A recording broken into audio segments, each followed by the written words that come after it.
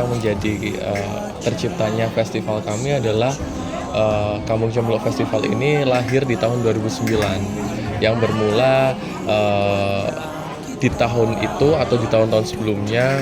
Warga masyarakat di Kampung Cemplok ini mempunyai potensi di bidang seni, budaya, kulturasinya, adat istiadat masyarakatnya itu yang sangat baik seperti itu, sehingga ini sangat perlu untuk dikembangkan.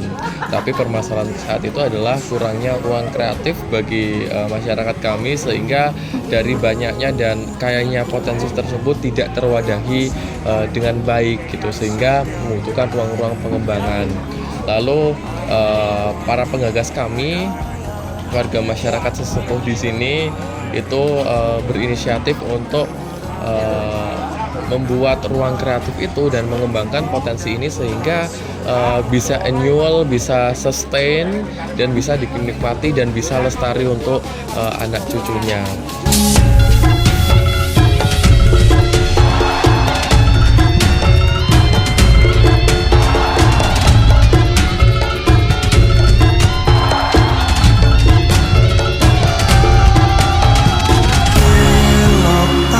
Selain memberikan ruang kreativitas juga sebagai wadah untuk ekonomi kreatif, memutarkan sirkulasi ekonomi di sini sehingga warga masyarakat kami dapat bukan yang mempunyai impact bukan hanya pelaku seni dan budayawan, tapi mereka-mereka yang mempunyai kreativitas untuk makanan, kuliner, ataupun kreativitas ekonomi kreatif yang lain itu bisa mendapat impact dari kegiatan itu.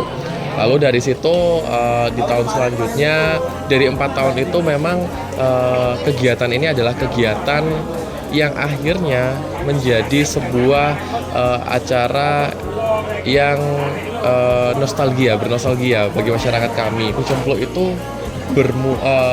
adalah julukan ketika suplai listrik tidak terpenuhi atau belum terpenuhi pada saat itu, dan masyarakat di sekitar sini menyebut dusun ini adalah dusun Cemplok atau Kampung Cemplok seperti itu.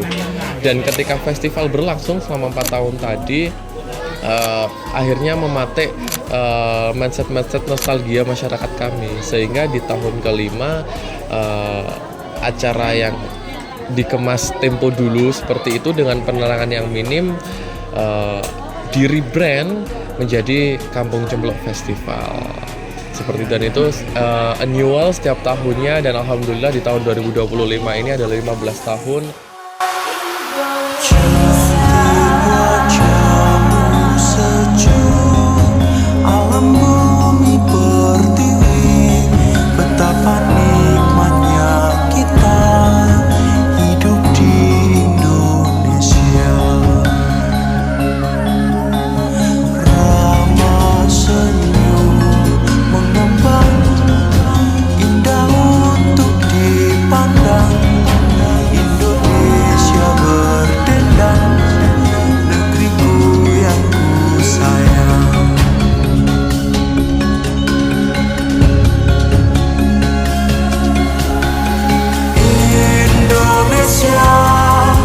Negeri kaya cerita Pancasila membuat bahagia.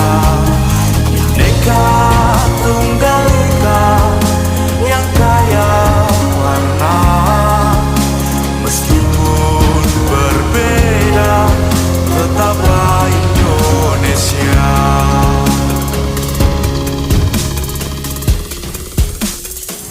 Ya, yang pasti kami menyebutnya memang tantangan, bukan permasalahan.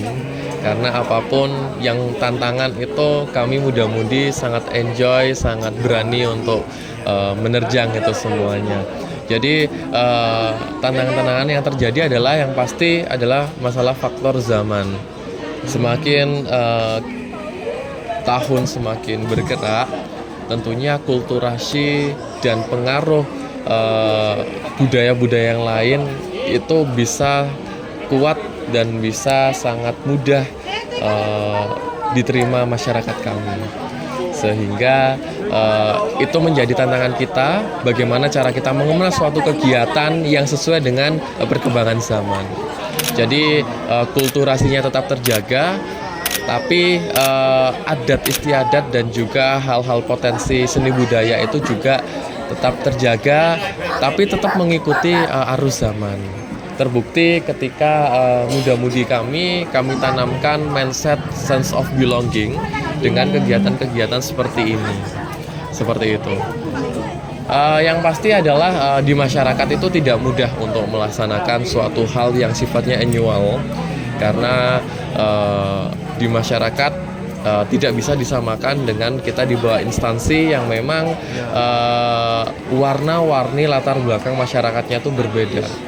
Kita harus banyak berkoordinasi, banyak berkomunikasi, bagaimana kita menciptakan komunikasi horizontal dan vertikal yang itu kita terapkan di sistem manajemen organisasi kami, yang itu memang tidak mudah. Bagaimana cara kita yang Gen Z ini bisa mempunyai komunikasi yang baik dengan para sesepuh, dan itu bukan hal yang sulit saat ini, dan dari Kampung Jomblo ini adalah ajang untuk belajar itu semuanya.